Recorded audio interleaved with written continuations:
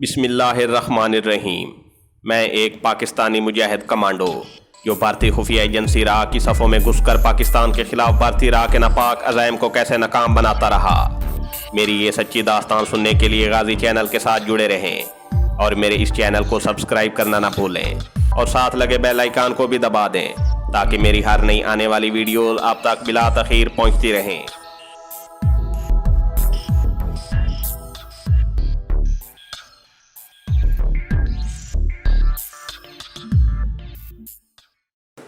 چنانچہ اگلی رات ہم شہر سے کھانا وغیرہ کھانے کے بعد اندھیرے میں پہاڑی ٹیلوں کے درمیان سے گزرتے ہوئے اپنے ٹارگٹ کی طرف جا رہے تھے۔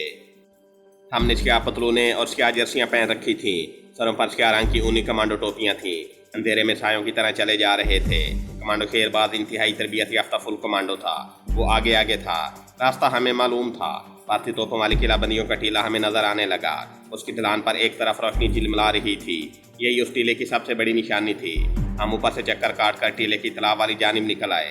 تالاب کے سرکنڈوں میں چھپ کر ہم نے ماحول کا جائزہ لیا۔ اوپر ٹیلے کی چوٹی پر ایک بتی جل رہی تھی، اس کے سوا وہاں کوئی روشنی نہیں تھی۔ میں نے شیر باز سے کہا، اوپر سے جو نالا نیچے آ رہا ہے، ہمیں اس کے ساتھ ساتھ چڑھائی چڑھ کر تو بگاڑ تک جانا ہوگا۔ بڑا کمانڈو چاقو شیر باز کے سیدھے ہاتھ میں تھا اور اندھیرے میں اس کی آنکھیں چیتے کی آنکھوں کی طرح چمک رہی تھیں اور وہ کہنے لگا، میں آگے جاتا ہوں۔ وہ سرکنڈوں کے پیچھے سے نکل گیا۔ آگے ایک جگہ نالے کا پانی معمولی سی آواز کے ساتھ تالاب میں گر رہا تھا۔ ہم نالے کے ساتھ اوپر ٹیلے کی چڑھائی پر چڑھنے لگے۔ چڑھائی زیادہ سیدھی نہیں تھی، وہاں جگہ جگہ جھاڑیاں تھیں۔ ہم جھاڑیوں کے درمیان سے آہستہ آہستہ اوپر چڑھ رہے تھے۔ تھوڑی دیر بعد ہم رک کر ادھر ادھر دیکھ لیتے تھے کہ کہیں کوئی گشتی پارٹی تو ادھر نہیں آ رہی۔ اگرچہ اس کا امکان بالکل نہیں تھا، پھر بھی ہم ہر طرف سے محتاط ہو کر آگے بڑھ رہے تھے۔ مجھے اندھیرے میں نالے کی ایک جانب پانی کی چوکور ٹینکی نظر آئی تو میں نے اسے شیر باز کو بھی دکھایا اور سرگوشی میں کہا، ہمیں یہاں سے اپنا رخ ٹینکی کی طرف کرنا ہوگا۔ ہم نالے سے ہٹ کر ٹینکی کے رخ پر چڑھائی چڑھنے لگے۔ اس طرف چھوٹے بڑے پتھر بہت تھے۔ ہم بڑی احتیاط سے پاؤں رکھ رہے تھے تاکہ کہیں کوئی پتھر ہمارے پاؤں کی ٹھوکر سے لٹتا ہوا نیچے نہ گرے۔ اس سے آواز پیدا ہو سکتی تھی اور وہاں سے قریب ہی ٹیلے کی دوسری سائیڈ میں ڈھلان پر پارتھی یونٹ کی مشین گن پوسٹیں تھیں۔ ہم جھاڑیوں کو پکڑ کر آہستہ آہستہ آگے بڑھ رہے تھے۔ اب میں شیر باز کے آگے ہو گیا تھا، کیونکہ مجھے اس تہہ خانے کا علم تھا جہاں دھوبی رات کو میلی وردیوں کے گٹھڑ رکھتے تھے۔ ہم پانی کی ٹینکی کے قریب سے گزر گئے۔ چاروں طرف گہری خاموشی تھی۔ ٹیلے والے مورچوں کی طرف سے بھی کوئی آواز نہیں آ رہی تھی۔ مجھے وہ سیڑھیاں نظر آ گئیں جو نیچے گہرے گڑھے میں اترتی تھیں۔ یہ 6-7 پتھر کی سیڑھیاں تھیں۔ میں نے کمانڈو شیر باز کو اشارے سے بتایا کہ ہم سیڑھیوں کے پاس آ گئے ہیں۔ وہ جھک کر چلتا میرے قریب آ گیا۔ اندھیرے میں نیچے گڑھے کے اندر کپڑوں کے بڑے بڑے 3-4 گٹھڑ دیوار کے ساتھ لگے ہوئے تھے۔ ہم سیڑھیاں اتر کر نیچے چلے گئے۔ میں نے سامنے والی دیوار کی طرف اشارہ کیا۔ کمانڈو شیر باز نے جلدی سے کپڑوں کے گٹھڑوں کو ایک طرف کر دیا۔ ہم دیوار کے پاس بیٹھ گئے۔ ہم نے بڑے چاقو نکال لیے تھے۔ میں نے دیوار میں چاقو کی نوک چبوئی تو وہ اندر کو دھنس گئی۔ میں نے شیر باز کے کان میں سرگوشی کی، ٹیلہ مٹی کا ہے، پتھریلا نہیں ہے۔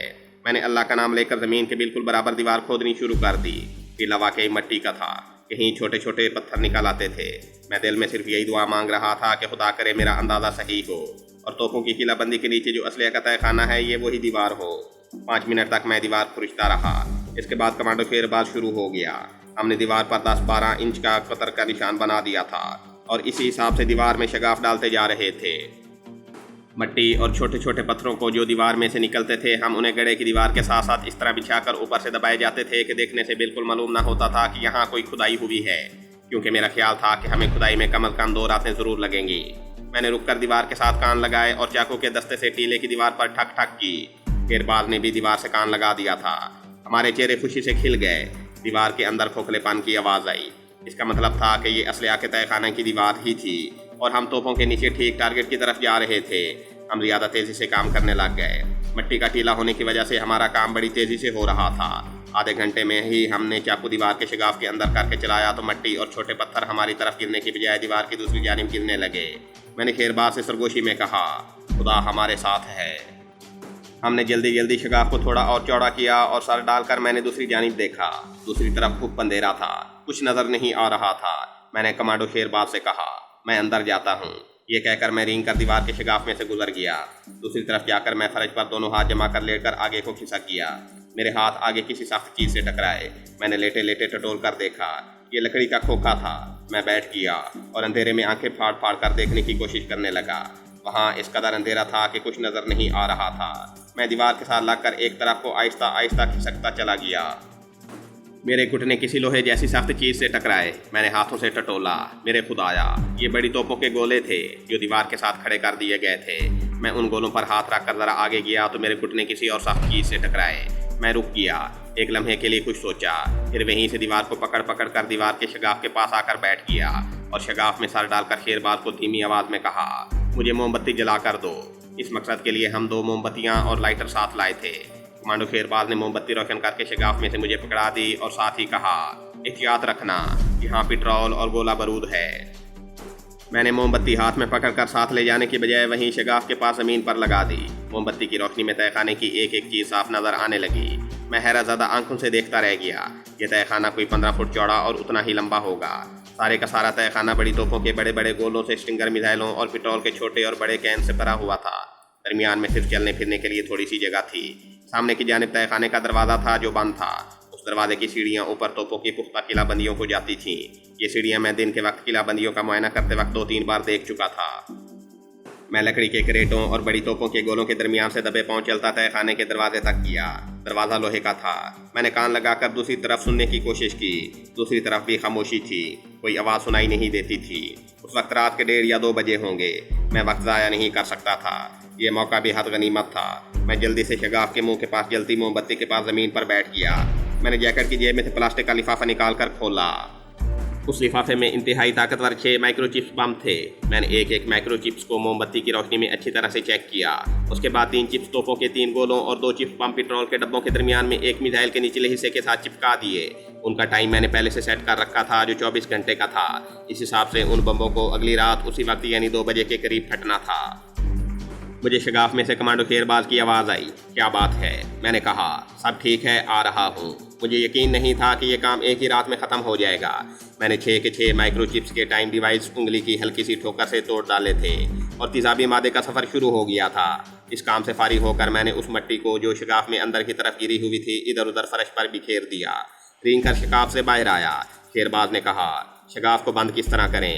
میں نے کہا، باہر سے کچھ بڑے پتھر اٹھا کر لاؤ۔ شیرباز گیا اور 10-12 چھوٹے بڑے پتھر لے آیا۔ میں نے سب سے پہلے بڑے پتھروں کو ہاتھ اندر ڈال کر ایمونیشن کے تہہ خانے والی دیوار کے آگے اس طرح لگا دیا کہ دوسری طرف سے دیکھنے پر پتہ نہ چلے کہ یہاں سے دیوار کھودی گئی ہے۔ ایک تو اس ایمونیشن ڈم میں یونٹ کے سنتری ہر روز نہیں آتے جاتے تھے کیونکہ یہاں رکھے ہوئے اسلحے کی ابھی انہیں ضرورت نہیں تھی۔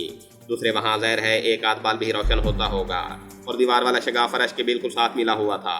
میں نے پتھر اس طرح رکھے تھے کہ کسی کو شک نہیں پڑ سکتا تھا۔ اس کے بعد ہم نے مٹی اور چھوٹے پتھر ڈال کر اپنی طرف شگاف کا منہ بند کر کے اس کے آگے بھی پتھر چھوڑ کر چھوٹا سا تھڑا بنا دیا۔ تھڑے کے اوپر بھی کچھ خشک مٹی اور باہر سے لا کر سوکھے پتے ڈال کر انہیں ہاتھوں سے اچھی طرح دبا دیا۔ پھر پرانی وردیوں کے گٹھڑ جیسے پہلے دیوار کے ساتھ لگے تھے ویسے ہی لگا دیے۔ اب ہمیں وہاں سے نکلنا تھا۔ سب سے پہلے میں سیڑھیاں چڑھ کر اوپر آیا۔ اوپر آتے ہی جھاڑیوں کی اوٹ میں بیٹھ گیا اور چاروں طرف اندھیرے میں غور سے دیکھا۔ رات اسی طرح خاموش اور تاریک تھی، کسی کو کانوں کان خبر نہیں ہوئی تھی، اور ہم نے اس سارے ٹیلے کو 3 قلعہ بندیوں والی بڑی ترشول توپوں اور اسٹنگر میزائلوں کے ذخیروں سمیت اڑانے کا کام مکمل کر لیا تھا۔ میں نے آہستہ سے شیرباز کو آواز دی، وہ بھی گڑھے میں سے باہر نکل آیا۔ ہم جھک کر جھاڑیوں کی اوٹ میں رہ کر نالے کے ساتھ ساتھ ٹیلے کی ڈھلان پر سے اترنے لگے۔ پیرامیٹر والے کیمپ کی طرف سے کسی ٹرک کے سٹارٹ ہونے کی آواز آئی، پھر یہ آواز آہستہ آہستہ دور ہوتی گئی۔ ہم رک گئے تھے اور اس آواز کو غور سے سن رہے تھے۔ شیرباز نے کہا، یہ ٹرک ریزرو بٹالین کی بیرکوں کی طرف گیا ہوگا۔ فوجی ٹرک کی آواز جب دور ہو گئی تو ہم ڈھلان سے اترنے لگے۔ ہم تالاب کے پاس آ گئے۔ یہاں سرکنڈوں کے درمیان چھوٹا راستہ ٹیلے سے نکل کر آگے جنگلی ٹیکریوں کی طرف چلا گیا تھا۔ ہمیں ادھر ہی جانا تھا۔ جیسے ہی ہم چلنے لگے 2-3 آدمیوں کی باتیں کرنے اور کہکے لگانے کی آواز آئی۔ ہم جلدی سے سرکنڈوں کے پیچھے ہو گئے۔ ہم بالکل کندھے سے کندھا ملائے سرکنڈوں کے درمیان چھپ کر بیٹھے تھے۔ آوازیں ہماری طرف آ رہی تھیں۔ یہ پرتھی فوجی تھے۔ خدا جانے یہ اس وقت گشت پر کیسے نکل آئے تھے۔ میری اطلاع کے مطابق اس طرف کوئی گشتی پارٹی نہیں آتی تھی۔ ہم نے سانس روک لیے تھے۔ یہ 3 فوجی تھے۔ وہ ایک دوسرے سے فحش مذاق کرتے چلے آ رہے تھے۔ ہم سرکنڈوں میں جلدی سے چھپے تھے اور اپنے آپ کو پوری طرح سے محفوظ نہیں کر سکے تھے۔ اگر کوئی ہمارے قریب سے گزرتے ہوئے غور سے دیکھتا تو رات کے اندھیرے میں بھی ہم انہیں نظر آ سکتے تھے۔ ایک بھارتی فوجی آگے آگے تھا، اس کے پیچھے 2 فوجی تھے۔ پچھلے فوجی اگلے فوجی سے مذاق کر رہے تھے۔ لگتا تھا کہ وہ ان کے مذاق سے تنگ آ کر آگے ہو گیا ہے۔ ان کے درمیان 4-5 قدم کا ہی فاصلہ تھا۔ راستہ تنگ تھا۔ اگلا فوجی ہمارے قریب سے بڑبڑاتا اور دبی زبان میں اپنے ساتھیوں کو گالیاں دیتا ہوا ہمارے قریب سے گزرا تو مجھے اندھیرے میں اس کی سٹین گن نظر آئی جو اس نے کاندھے سے لٹکا رکھی تھی۔ शेरबाज ने भी उसे देखा और मेरे साथ लग गया। फौजी आहिस्ता आहिस्ता चलता गुजर गया। उसके बाद दोनों फौजी भी आ गए। वो एक दूसरे के कंधे से कंधा मिलाए चले आ रहे थे। उनकी स्टेन गन्ने भी कंधों से लटकी हुई थी। उनमें से एक सिगरेट पी रहा था। उनमें से एक ने आगे जाने वाले फौजी को आवाज़ दी, ठंडू राम, डबल से डबल। और फिर दोनों हल्के हल्के कहके लगाकर हंसते हुए हमारे बिल्कुल करीब से होकर निकल गए। उनके जाने के बाद हमें सिगरेट के धुएं की बू महसूस हुई। जब हमने देखा कि वो काफ़ी आगे निकल गए हैं तो हम जल्दी से सरकंडों से निकले और अंधेरे में तंग रास्ते पर चुप कर तेज तेज कदमों से चलने लगे। तालाब के इर्द गिर्द उगे हुए सरकंडों का सिलसिला ख़त्म हो गया। हम खुली जगह पर आ गए जहाँ फासले फासले पर झाड़ियाँ थीं। दरख्त कोई नहीं था। हमने झाड़ियों के दरमियान दौड़ना शुरू कर दिया। हम उस इलाके से जितनी जल्दी हो सके दूर हो जाना चाहते थे। हमने रात की तरीके में दौड़ते हुए खाली मैदान पार कर लिया। आगे जम्मू की मगरबी खुश्क पहाड़ियों का सिलसिला शुरू हो जाता था। ये पहाड़ियाँ छोटे छोटे टीलों की शक्ल में थीं जो हमसे काफ़ी फासले पर थीं। यहाँ आकर हम एक जगह सांस लेने के लिए बैठ गए। शेरबाज कहने लगा, क्या तुम्हें यकीन है कि माइक्रोचिप्स वक्त पर फट जाएंगे? मैंने जवाब दिया, पूरा 100% यकीन है। हाँ, कोई टेक्निकल खराबी ना पैदा हो जाए, खुदा ना करे, कमांडो शेरबाज ने कहा। हम वहाँ सिर्फ 1-1.5 मिनट के लिए रुके और आगे चल पड़े। हमें वहाँ से 6 मील दूर जम्मू शहर की जनूबी पहाड़ियों के जंगल में कमांडो शेरबाज की खुफिया पनाहगाह में जाना था। हम रात की तारीकी में चलते चले गए। चलने से सर्दी का एहसास बिल्कुल ख़त्म हो गया था। हमारे जिस्म भी गर्म हो गए थे। दाहिनी जानिब हमें दूर से पहाड़ियों की ढलानों पर जम्मू शहर की रोशनियां नजर आने लगीं। कमांडो शेरबाज ने कहा, यकीन नहीं आता कि इतना अहम कमांडो ऑपरेशन इतनी जल्दी ख़त्म हो गया। मैंने कहा, हमारी खुशकिस्मती थी कि टीला मिट्टी का था। अगर दूसरे पहाड़ों की तरह पत्थर का होता तो ये काम 3 रातों में भी मुकम्मल होने वाला नहीं था। अपनी खुफिया पनाहगाह में पहुंचकर हमने सबसे पहले अल्लाह ताला का शुक्र अदा किया। फिर दुआ मांगी कि हमारे लगाए हुए फ्यूज ठीक वक्त पर फट जाएं। इसके बाद हम वहीं पड़कर सो गए। पहले मेरी आंख खुली तो पनाहगाह के ऊपर एक जानिब जो ताज़ा हवा के लिए सुराख रखा गया था और जिसके ऊपर झाड़ियाँ डालकर उसे कैमोफ्लेज किया गया था, वहाँ से दिन की रोशनी अंदर आ रही थी। शेरबाज अभी तक सो रहा था। मैंने उसे जगा दिया। इस दौरान हमने अपना कमांडो वाला काला लिबास उतार कर आम शहरियों वाले कपड़े पहने। कमांडो शेरबाज ने पूछा, अब तुम्हारा क्या प्रोग्राम है? मैंने जवाब दिया, वापस बम्बई ही जाऊंगा, लेकिन तुम्हें कल रात तक तो यहीं ठहरना चाहिए ताकि अखनौर की तोपों की तबाही अपनी आंखों से देख सको। मैंने उसे जवाब दिया, इन हालात में मेरा यहाँ रुकना मुनासिब नहीं है। यहाँ की पुलिस मुझे पहचानती है। उनमें से किसी ने मुझे यहाँ देख लिया तो टारगेट की तबाही के बाद किसी की जुबान से फौज के आगे मेरा नाम निकल सकता है। यूँ ये बात बम्बई बाल ठाकरे तक पहुँच सकती है। इस तबाही के मंजर को तुम देखना, मैं इसकी खबर अखबारों में पढ़ लूँगा। मैं तो अभी जम्मू शहर से लारी में बैठकर जलंधर और वहाँ से कोई ट्रेन पकड़कर दिल्ली रवाना हो जाऊँगा। कमांडो शेरबाज बोला, जैसे तुम मुनासिब समझते हो वैसे ही करो। अब ऐसा है कि अगर तुम्हें मेरी ज़रूरत पड़े तो जम्मू के कैलाश होटल वाले बूढ़े कश्मीरी से रब्ता करके तुम मुझे पैगाम भिजवा सकते हो। ठीक है, अब मैं चलता हूँ, काफ़ी दिन निकल आया होगा। कमांडो शेरबाज ने ऊपर सुराख की तरफ निगाहें उठाकर देखा और बोला, बाहर तो बादल छाए हुए हैं, फिर तो मुझे बारिश से पहले यहाँ से चल देना चाहिए। अच्छा दोस्त। कमांडो शेरबाज मुझसे बगलगीर होकर मिला और मुझे पनाहगाह के बाहर तक छोड़ने आया। बाहर वाकई आसमान बादलों से भरा हुआ था। काले काले बादल थे। सख्त सर्दियों का मौसम था मगर बादल बरसात के मालूम हो रहे थे। मैंने शेरबाज से हाथ मिलाया और जम्मू की तरफ चलना शुरू कर दिया। दिल में दुआएं मांग रहा था कि या अल्लाह, लारी अड्डे तक सूखे कपड़ों के साथ ही पहुंच जाऊं। बादल बिल्कुल बरसने को तैयार थे। सर्द हवा भी चल रही थी लेकिन बारिश अभी शुरू नहीं हुई थी। मैंने चलने की रफ्तार तेज़ कर दी थी। आखिर मैं वीरान जंगली मैदानों से निकलकर बड़ी सड़क पर आ गया। यहाँ मुझे एक टैक्सी मिल गई। मैंने टैक्सी वाले से पूछा कि इस वक्त जलंधर को कोई ट्रेन जाती है। उसने बताया कि 1 घंटे बाद जम्मू अमृतसर एक्सप्रेस जाएगी। उसने मेरा सारा मसला हल कर दिया था। मैंने उसे स्टेशन चलने को कहा और पिछली सीट पर नींद दराज हो गया। Taxi Jammu Tawi railway station के करीब पहुंची तो बूंदाबांदी शुरू हो गई, मगर अब मुझे इसकी कोई परवाह नहीं थी। जम्मू के स्टेशन पर काफ़ी मुसाफिर बैठे ट्रेन का इंतज़ार कर रहे थे। मैंने सोचा कि जब बाल ठाकरे को मैं धर्मचंद की पत्नी यानी अपनी नकली पत्नी से मिलने का कहकर आया हूँ तो उधर का भी एक चक्कर लगा लेना चाहिए ताकि खाना पूरी हो जाए। मैंने जलंधर के बजाय बटाले का टिकट ले लिया। ट्रेन आकर प्लेटफार्म पर लगी। मैं एक डब्बे में बैठ गया। ट्रेन चली तो बाकायदा बारिश हो रही थी। मैंने गर्म जैकेट और मफलर पहना हुआ था। सर पर कमांडो सिया ऊनी टोपी की बजाय आम किस्म की ऊनी टोपी पहन रखी थी। जेब में काफ़ी पैसे थे। नाश्ता मैंने जम्मू स्टेशन पर ही कर लिया था। ट्रेन अपनी मंजिल की तरफ दौड़ी जा रही थी।